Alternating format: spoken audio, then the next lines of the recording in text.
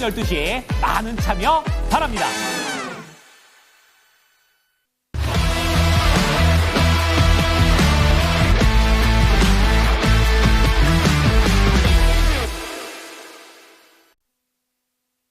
네, 이슈 속으로 깊이 들어가보는 이슈 딥다이브입니다. 오늘 선투자의 송범선 실장 그리고 타이탄 파트너스의 윤여민 이사 두 분 나오셨습니다. 어서 오십시오. 네, 안녕하십니까. 네, 저희 세 가지 주제로 두 분과 오늘 얘기 나눠볼 예정입니다. 첫 번째 주제부터 같이 확인해 보시죠. 네, 시계제로 국내 증시에 어떻게 해야 되나라는 이 질문은 정말 오늘 모든 투자자분들이 다 안고 계신 질문이실 것 같아요. 먼저 실장님. 네, 오늘장에 여러 가지 환도 봐야 되고, 어떤 종목들의 움직임들, 그리고 외부에서 평가가 너무 안 좋게 나왔어요. 앞으로 우리 증시에 대해서 너무 불안을 자극할 만한 헤드라인들이 많이 나와가지고 불안해 하실 것 같거든요. 네, 어떻게 보고 계세요? 정치적인 불안 요소는 굉장히 많죠. 네. 지금 현재 상황이 불안하고 어떻게 될지 사실은 알 수가 없는 혼돈 속에 빠졌습니다. 그래서 이런 점인데 저는 수급만 좀 말씀드리도록 할게요. 수급적으로는 저는 확실히 개선이 되고 있다. 저는 이렇게 보고 있거든요. 환율 쪽에서는 혼돈이 있고 금리도 혼돈이 있고 정치도 혼돈이지만 수급은 어느 정도 개선이 있다고 판단되는데 일단 외국인이 좀 들어오고 있습니다. 오늘. 그래서 코스피 코스닥 들어오고 있고 그리고 또 정부에서 어느 정도 좀 신경을 써 나가는 것 같은데요. 밸류업 펀드가 추가 1,000억 원 투입으로 인해서 이제 국내 증시가 다음 주 안에 저는 하단선에 좀 부양이 될 것이다. 지지가 될 것이다. 이렇게 좀 판단하고 있고요. 이 밸류업 펀드라는 게 이제 예전에 이제 한번 300억 원 투입이 됐습니다. 이미 주식시장에다가. 그렇기 때문에 근데 이제 그걸로 부족했죠. 뭔가 자금이 작았기 때문에. 근데 여기 300억 원에 더불어서 1,000억이 추가 자금이 투입된다. 이거를 아시면 되겠고요. 이번 주에 700억 원 집행이 되고 다음 주에 300억 원이 순차적으로 집행이 됩니다. 그래서 이런 점들이 지금 밸류업 펀드 돈이 들어오면은 하단선에서 저가 매수를 하는 거잖아요. 자, 그런 거기 때문에 저는 긍정적으로 보고 다음 주에 또 3,000억 원 규모의 2차 펀드가 추가 조성될 계획입니다. 그래서 이런 것들 10조 원 규모의 증안 펀드, 증시 안정 펀드가 나타나다 보니까 이런 점들이 결국은 저는 이제 증시라는 것 자체가 수요와 공급의 법칙이다라고 좀 판단을 합니다. 그래서 돈이 많이 들어오면은 그만큼 부양을 할 수 있다라는 측면이 있기 때문에 여러분들이 지금 너무 공포를 갖지 말자. 그래서 조만간 우리도 좀 추가 매수를 할 준비를 해보자라고 좀 말씀드리고요. 근데 중요한 거는 다만 이제 조건이 있는 것 같아요. 이런 점들 수급은 좀 들어오긴 하는데 외국인이 좀 들어오는 물량으로 그런 종목으로 좀 선별을 해볼 필요가 있겠고 또 1,415원. 네, 환율이 지금 엄청나게 치솟았죠. 그래서 원달러 환율이 치솟았는데 이런 것들 1,415원 아래에서 좀 큰 물량으로 매집을 해 나가면 어떨까 이렇게 생각하고 이 탄핵 정국으로 인해서 굉장히 좀 혼란스러운데 여기서 이제 객관적인 지표를 여러분이 환율과 외국인 수급 그리고 증시 안정펀드가 들어오는 것들 그리고 또 연말에 이제 산타랠리 이런 것들 있잖아요. 이런 것들로 인해서 외인들의 심리를 좀 계산해서 좀 매수를 해보자. 저는 이렇게 말씀드리고 증시 안정펀드로 인해서 또 중요하고 또 이제 금투세 관련된 것도 이번 주에 좀 결정이 될 예정입니다. 그래서 지금 민주당 쪽에서 이제 폐지에 동의를 하긴 했는데 이번에 이제 법안을 해야 됩니다. 그래서 이번 주에 금투세 관련된 이슈가 나오는지 이번 주에 나오는지 그거를 좀 여부를 보면서 좀 접근해보자 이렇게 말씀드리겠습니다. 네. 근데 지금 실장님 말씀은 이게 경제가 돌아선다라거나 정치적인 불확실성이 해소가 돼가지고 어느 정도 바닥을 잡을 거라는 것이 아니고 인위적인 어떻게 보면 자금 투입 아니겠습니까? 밸류업 펀드 그런 얘기를 해주셨는데 네. 계속해서 외부 자금이 수혈이 돼가지고 증시를 받치는데 바닥을 논할 수 있을까라는 생각하시는 분들도 좀 계실 것 같아요. 네, 그렇죠. 외부적인 수혈이기 때문에. 네. 막 본질적으로 경제가 확 좋아진다 이런 거보다는 네. 약간 돈이 좀 들어오고 여러 가지 물량이 들어오고 또 어떻게 보면은 다양한 자금들이 좀 들어온다고 한다면은 정부의 네. 보조금이라던가 이런 경우들이 좀 좋고 또 우리나라 보면은 또 환율이 올라가면은 또 수익을 볼 수 있는 종목들이 있잖아요. 뭐 예를 들어 수출을 많이 하는 기업들은 환율이 고환율일수록 원달러 환율이 높을수록 수출에 더 유리합니다. 수출, 네. 네, 그래서 그런 종목들 위주로 좀 접근을 해보면 어떨까 이렇게 좀 말씀드리겠습니다. 네, 알겠습니다. 윤현미 이사님께서는 어떠세요? 지금 외국인들의 포지션 얘기해 주셨고 환에 대해서 외국계에서 전망이 너무 안 좋게 나와가지고 좀 불안을 떨고 있는 것 같아요. 국내 증시가. 네. 사실 그 노무라 증권이 어떻게 보면 이런 정치적 리스크가 생기기 전에 한 12월 6일 날 리포트를 하나 발간했었는데 그때 이제 원달러 환율을 1,500원대로 제시했습니다. 내년 상반기까지. 너무 높은데요. 네, 근데 그런 리포트가 다시 한번 이런 정치적 리스크를 타고 주목을 받고 있다라고 좀 말씀드릴 수 있을 것 같고 오늘 보게 되면 이제 원달러 환율이 1,430원을 지금 뚫었죠. 35원까지 올라간 상황. 다만 희한하게도 외국인이 지금 양 시장에 매수를 하고 있는 상황인데 과연 이제 좀 생각이 드는 게 1,400원을 디폴트로 들어오는 것인가 아니면 어떻게 보면 저가 매수 혹은 기술적 반등을 노리면서 어떻게 보면 이제 물량이 들어오는 것인가에 대한 부분을 저는 면밀히 체크할 필요가 있지 않을까 생각을 하고 있고 여기에 더해서 좀 특징적인 것 중에 하나 바로 이제 개인 투자자분들이 어느 순간부터 이제 매도를 하기 시작했다는 점입니다. 이게 이제 우리가 흔히 말해서 반대 매매 물량인 것인지 아니면 이제 그런 투매를 피하기 위한 회피 물량인지에 대한 부분이 분명히 체크할 필요가 있지 않을까라는 좀 생각을 하면서 오늘 지금 양시장 지금 어떻게 보면 52주 신저가를 지금 쓰고 있다라고 볼 수 있을 것 같고 그런 측면에서 보게 된다고 하면 뭐 어떻게 보면 코스닥 같은 경우는 지난주에 하지만 코스피 같은 경우는 이제 오늘 또 이제 52주 신저가를 깨면서 어쨌든 라인을 다 깨고 내려가는 상황이라 볼 수 있을 것 같은데 펀디멘탈적인 요인이 아무리 힘들다 하더라도 제가 볼 때 그 부분은 주가에 좀 많이 반영이 되지 않았나 생각합니다. 특히 우리나라 같은 경우 한국은행에서 내년 성장률을 좀 많이 낮췄다는 부분들 뭐 이런 부분들은 제가 볼 때는 이미 주가에 좀 많이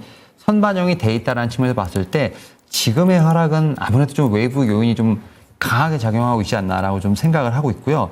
다만 좀 이러한 상황이 좀 장기화될 가능성은 있습니다. 지금 뭐 실장님 말씀하셨던 것처럼 내일까지 지금 예산안이 처리가 돼야 되는 부분인데 특히 네. 이제 금융투자 소득세부터 시작해서 뭐 상속세 관련된 부분들이 어쨌든 다 지금 올라온 상황에서 사실은 이런 부분들이 다 뒷전으로 밀린 상황이라고 말씀드려야 될 것 같거든요. 어쨌든 지금 야당도 상당히 어쨌든 그런 어떤 민생보험보다는 다른 쪽에 집중하고 있는 상황이기 때문에 그런 측면에서 지금 주식시장, 외환시장 같은 어떤 금융시장의 좀 단기적인 저점을 저는 잡기에는 조금 시간이 걸릴 것이다. 지금 어떻게 보면 변동성이 확대될 가능성이 상당히 높고 정말 원달러 환율을 뭐 1,500원까지도 볼 수 있는 그런 상황이 되지 않을까라는 좀 생각을 하고 있는데 그런 측면에서 지금 뭐 기재부터 시작해서 지금 어쨌든 금융 안정과 관련된 여러 가지 좀 펀드를 쓰고 있습니다만 그게 과연 이제 실효성이 있을까에 대한 퀘스천 마크는 분명히 있다. 다만 이제 확실한 거는 연기금이 어쨌든 계속 매수세가 좀 들어오고 있는 상황, 좀 지수를 지키기 위한 안간힘을 쓰고 있습니다만 여전히 그 노력은 좀 부족하다라고 좀 생각이 듭니다. 네.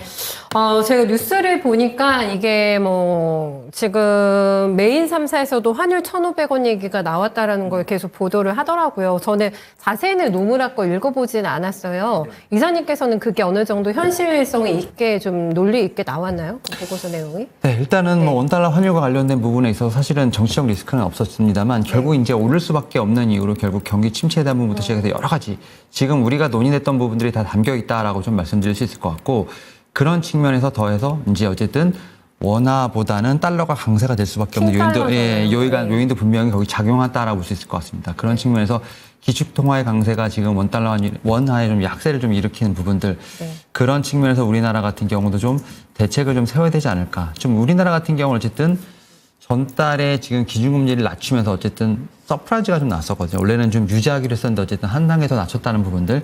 결국 금융시장보다는 좀 부동산에 좀 더 포커스가 맞춰지는 상황에서 지금도 정치적인 어떤 환경이 좀 너무 부정적으로 가다 보니까 네. 이런 측면에서 그런 리포트를 따라가는 어떤 시세가 나오지 않나라는 생각을 하고 있습니다. 네, 무엇보다 또 심리 불안을 자극하지는 않을까라는 우려가 조금 되고 있는 상황인데 어쨌든 환시장을 좀 면밀히 보면서 외국인들의 엑소더스 이런 부분들 집중적으로 한번 체킹해 보셔야 되겠습니다. 연관된 주제가 되지 않을까 싶은데요. 네, 두 번째 주제 같이 확인하겠습니다.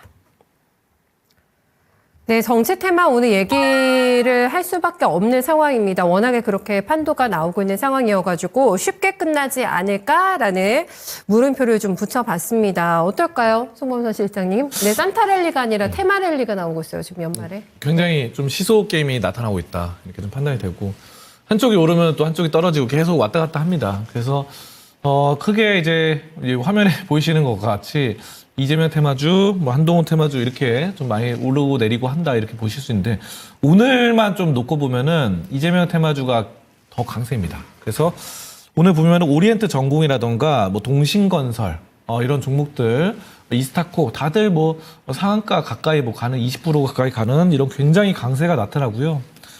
오파스넷이나 대상홀딩스 등등의 한동훈 테마주 같은 경우는 오르긴 오르는데 오늘 그 폭이 약하죠. 좀 상대적으로 5%, 3% 떨어지는 종목도 많고 그렇습니다.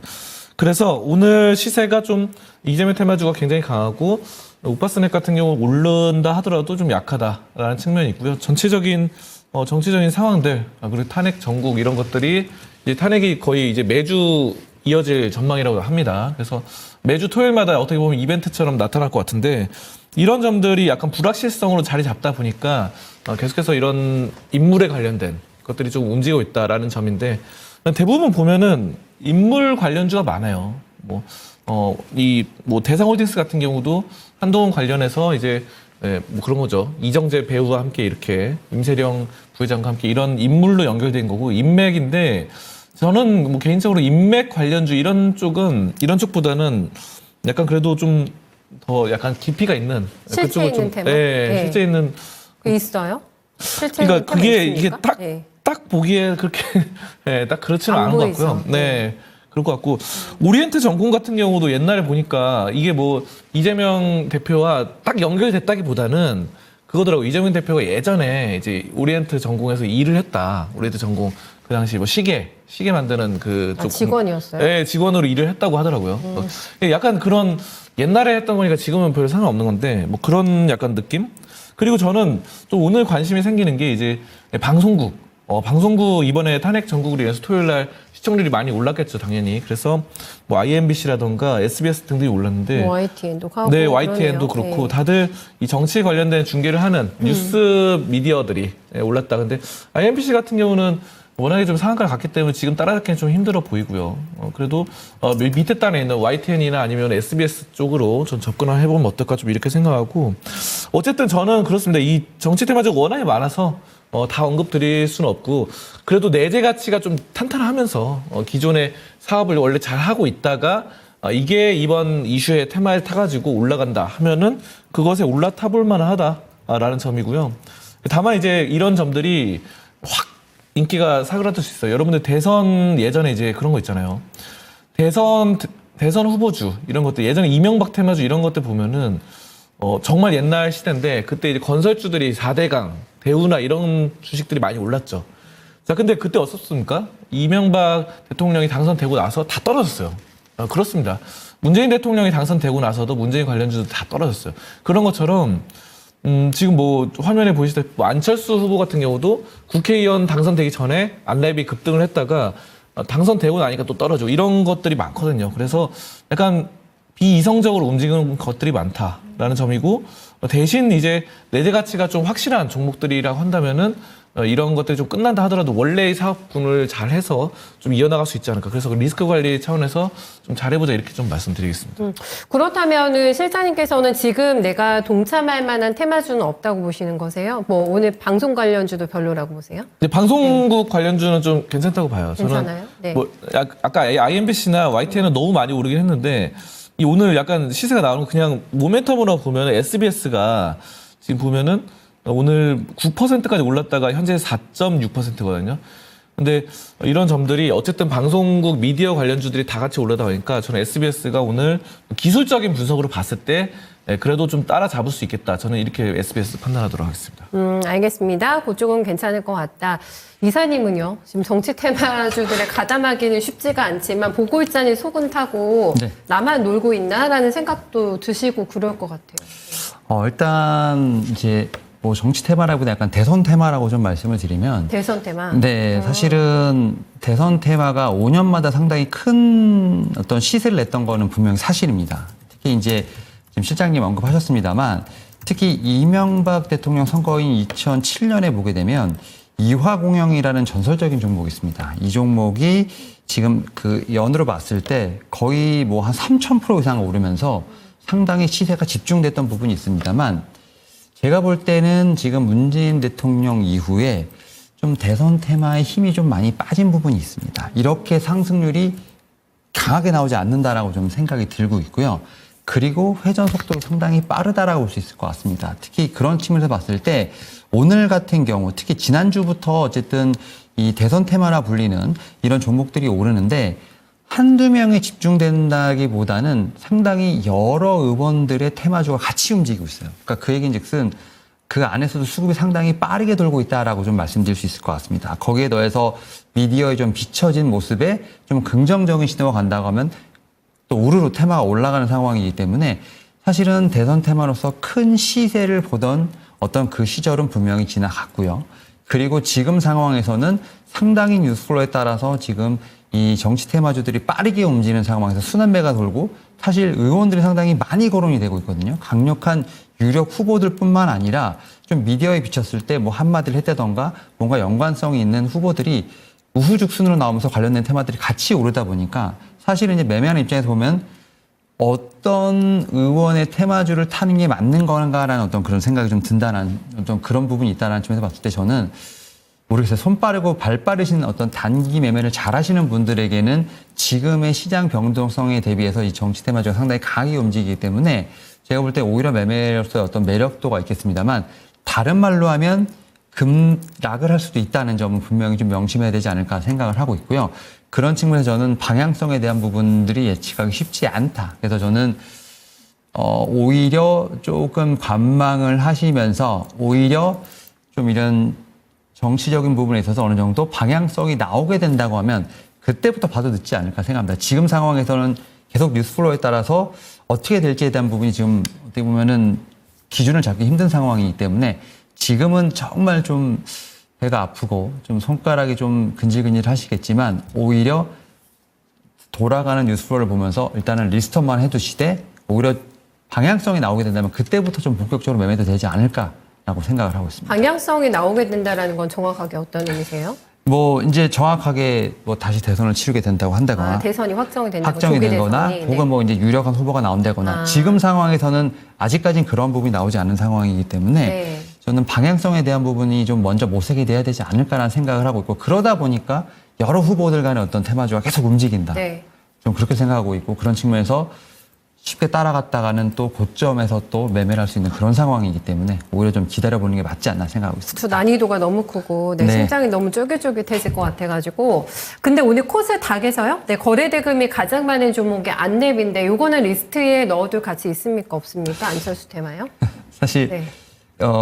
지난주 주말에 어떤 이제 뉴스라든지 뉴스를 보셔서 아시겠습니다만 어쨌든 야당 의원이 홀로 앉아 있었다는 어떤 그런 이유로 오르는 사실은 어떤 모멘텀이라기보다는 그런 어떤 화면에 의해서 오르는 상황이기 때문에 뭐라도 찾아내려고 하는 것 같기도 네, 하고 그러니까 그러네요. 결국 수급 네. 자체가 지금 일정하게 어떤 테마로서 몰린다기보다는 네. 이 의원, 이 의원, 이 의원 이렇게 좀 계속 돌아가는 상황이기 때문에 이것도 하루가 지나고 이틀이 지났을 때 또 다른 어떤 언급이 된다고 하면 또 다른 인사로 옮겨갈 수 있는 상황이기 때문에 지금 상황에서는 좀 관심주로 놓되 결국 이 부분도 이 의원의 어떤 향후 행보를 좀 체크를 하면서 봐야 되지 않을까 생각하면서 저는 일단 관심주로 놓자. 어쨌든 수급이 한번 들어왔기 때문에 그 수급에 대한 이동성에 대한 부분도 좀 체크할 필요가 있지 않나 생각하고 있습니다. 네, 알겠습니다. 정말 쉽지가 않을 것 같죠. 그리고 이거는 뭐 명확하게 조언을 한다 아니면은 뭐 종목에 대한 리스트업을 정확하게 찍어내기가 쉽지가 않아가지고 일단은 여러분들의 어떤 투자 성향과 그리고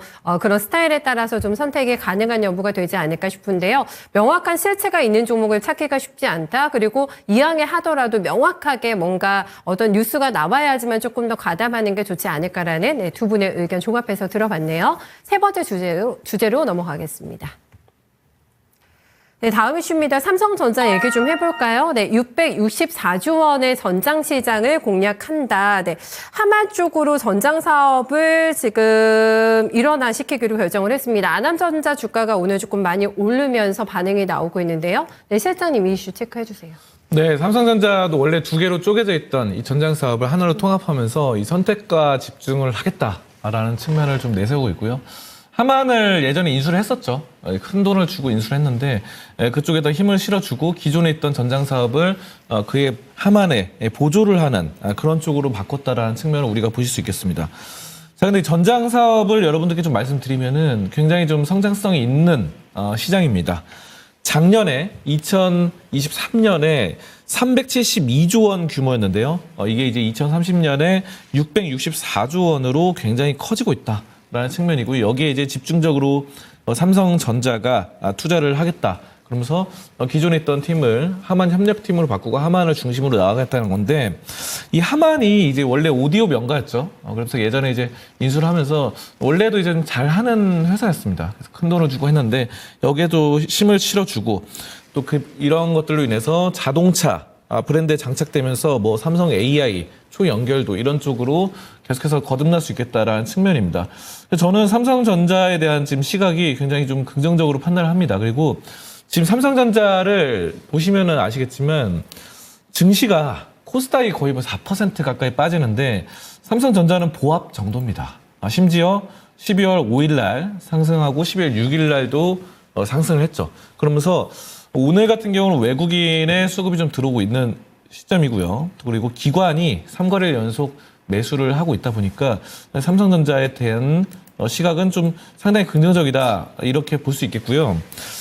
또 중요한 거는 이렇게 좀 증시가 대폭으로 빠질 때 안 빠지는 종목. 제가 아까 전에도 말씀드렸다시피 환율이 이렇게 올라가면은 뭐 환율이 1,400원, 1,430원 이렇게 올라가면은 수출하는 기업들은 유리하다고 제가 아까 잠깐 말씀드렸죠. 그런 점에 비춰봤을 때 삼성전자는 사실상 수출이 90% 이상이기 때문에 매출에 이런 점들은 좀 상당히 기대되고, 다만 이제 원래 이렇게 뭐 들여오는 거 수입, 삼성전자도 역시 모든 것을 자체적으로 만들어서 판매하는 건 아니기 때문에 수입해서 들어오는 부분들은 어느 정도 손실이 있겠지만 마진을 그만큼 더 올려서 팔면 되기 때문에 저는 이득이라고 판단하고, 또 저는 그렇게 생각합니다. CES 2025가 곧 열립니다. 1월에 열려요. 1월에 좀 개막을 하기 때문에 정확히 말하면 1월 7일에 개막을 합니다. 그래서 CES 2025를 기점으로 뭔가 삼성전자가 또 발돋움을 할 것이다 판단되고, CES 2024 때 이 하만과 삼성전자 거의 하나의 부스로 활동을 했거든요.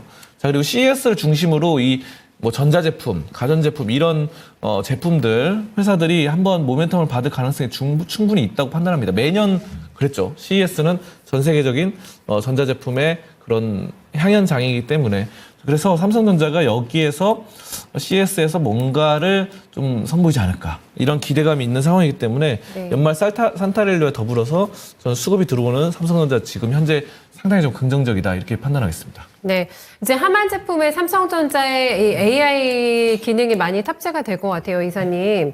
그런데 시장인지라 이 이슈가 조금 묻힌 감도 있고 그렇습니다. 아남전자도 주가가 윗꼬리를 달고 있는 상황이고, 전장시장의 성장성이 얼마나 될까? 그리고 일어나 게 이게 굉장히 득이라고 보세요. 조금 메리트가 있는 뉴스라고 보십니까, 이사님? 네, 일단은 말씀하셨던 것처럼 어떻게 보면 상당히 큰 뉴스긴 합니다만 네.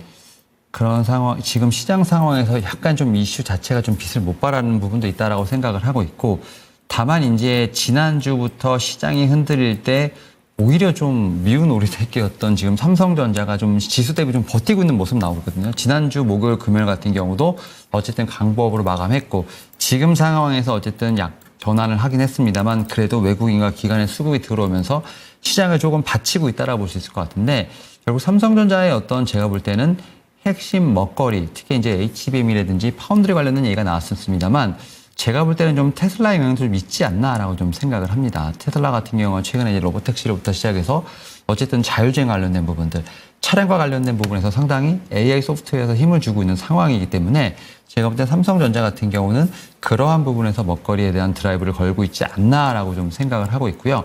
결국 이러한 측면에서 보게 된다고 하면 AI 같은 경우가 하드웨어, 특히 우리나라 같은 경우는 좀 메모리 쪽에 많이 집중되어 있다고 한다면 지금 미국 같은 경우는 소프트웨어로 좀 많이 이동하는 상황이죠. 그리고 이런 AI의 소프트웨어 관련된 부분들의 어떤 분야 자체가 상당히 넓어지고 있어요. 뭐 이제 일론 머스크가 얘기했습니다만 뭐 드론이라든지 방산 쪽으로 좀 AI 소프트웨어가 좀 어느 정도 적용이 되면서 상당히 활용 범위가 넓어지는 상황이기 때문에 삼성전자도 그와 관련된 부분에서 지금 사업에 대한 확장성을 노리고 있지 않나 생각을 하고 있고, 때마침 하만을 좀 인수한 상황이기 때문에 여기에 더해서 어쨌든 AI 소프트웨어를 좀 붙여서 전장 쪽에 대한 사업을 드라이브를 하고 있지 않나 생각합니다. 결국 이제 기존에 우리가 어떻게 보면 내연기관차에서 전기차 혹은 뭐 어쨌든 재생 관련된 쪽으로 넘어가게 된다고 하면 결국 이런 AI 쪽에서 어떤 역할이 상당히 강해질 것으로 보이고 있고 그런 측면에서 하만에 플러스 지금 삼성전자 내부에 있는 소프트웨어 조직까지 합치게 된다고 하면 또 다른 먹거리가 제가 볼 때는 탄생하지 않을까라는 좀 생각을 하고 있고 또 다른 한편은 삼성전자도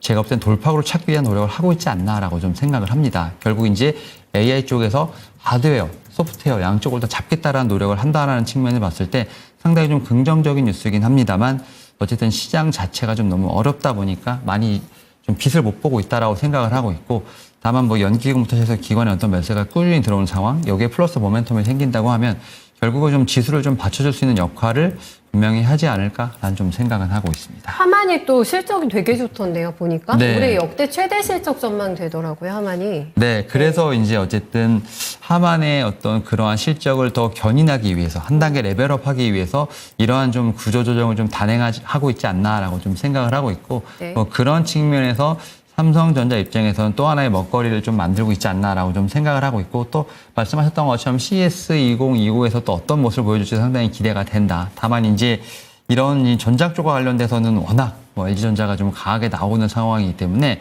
이 둘의 어떤 격도를 보는 것도 경쟁을 보는 것도 하나의 좀 관전 포인트가 되지 않을까라는 좀 생각은 하고 있습니다. 네.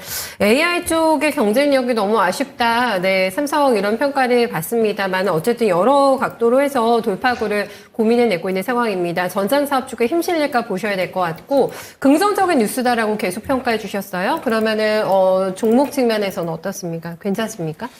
네. 저는 일단은 접근하기. 관련된 종목보다 일단 삼성전자를 보는 게 맞지 않을까 생각을 본주를 네. 보는 게 맞지 않을까 생각하고 있고 왜냐하면 지금 상황에서는 중소형주가 너무나 많이 좀 무너졌던 상황이고 결국 그러다 보니까 종목에 대한 모멘텀도 중요합니다만 수급적인 측면도 좀 중요하지 않을까 생각을 하는데 지금 상황에서 보면 코스피 그 가운데서 대장주인 삼성전자를 중심으로 한 수급이 들어오고 있다는 점에서 봤을 때 단기적으로는 본주인 삼성전자를 보는 게 맞지 않을까 생각하고 있고 오늘 또 특이하게 뭐 외국인이 지금 종가까지 좀 매수할지 모르겠습니다만 지금 상황에서 들어온다는 점 외국인 기관 특히 연기금 매수가 좀 들어온 점에서 봤을 때 단기적으로 피신처는 저는 삼성전자가 아닐까 생각하면서 오히려 지금 상황에서는 본주를 보는 게 맞지 않나 생각하고 있습니다. 네.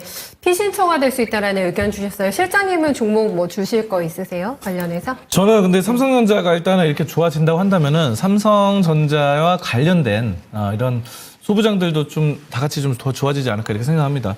대부분의 이제 하단에 있는 이런 삼성전자가 이제 계열사들에게 이제 하청을 주잖아요. 그런 소부장 기업들 웬만큼 좀 긍정적이라 판단하고 뭐 YC 같은 종목들 오늘 워낙에 많이 빠지긴 하는데 저는 이런 종목들이 상당히 좀 기술력이 있다고 판단하거든요. 왜냐하면 YC도 삼성에다가 올해 대규모 수주 납품을 했었죠. 자, 그리고 삼성이 지분을 많이 갖고 있다 보니까 지분을 굉장히 많이 보유하고 있습니다. 삼성전자가 11.7% 지분을 보유한 YC. 예전에 YIK였는데 이런 종목들은 어쨌든 삼성전자와 함께 이어나가는 약간 그 궤를 같이 하기 때문에 저는 YC도 좀 어느 정도 좀 지금의 하락을 멈추고 좀 반등하지 않을까 이렇게 생각을 하고요. YC는 근데 다만 외국인은 좀 안 들어오고 있긴 했는데 12월 5일 날에는 그래도 28만 주 외국인이 대량으로 들어왔어요. 그래서 외국인의 물량이 오늘하고 어제 금요일에 나가는 것보다는 좀 12월 5일 날 좀 많이 들어왔다라는 측면이고 수주나 기술력 같은 부분들은 계속해서 좀 잘 되고 있습니다. YC. 그래서 YC의 좀 반등 이런 점들을 좀 긍정적으로 좀 판단하겠습니다. 네. 하만이 삼성의 AI 초연결 전략에서 핵심적인 역할을 담당할 것 같습니다. 실적이 굉장히 탄탄하게 나오고 있는 쪽인데요. 윤여민 이사는 삼성 본주를 공략하는 게 맞다라는 의견이었고 삼성과 관련된 뭐 소부장주들 많습니다. 그 안에서 송범선 실장은 YC 언급해 줬는데요. 두 종목 잘 지켜보시면 좋겠네요. 오늘 수고 많으셨습니다.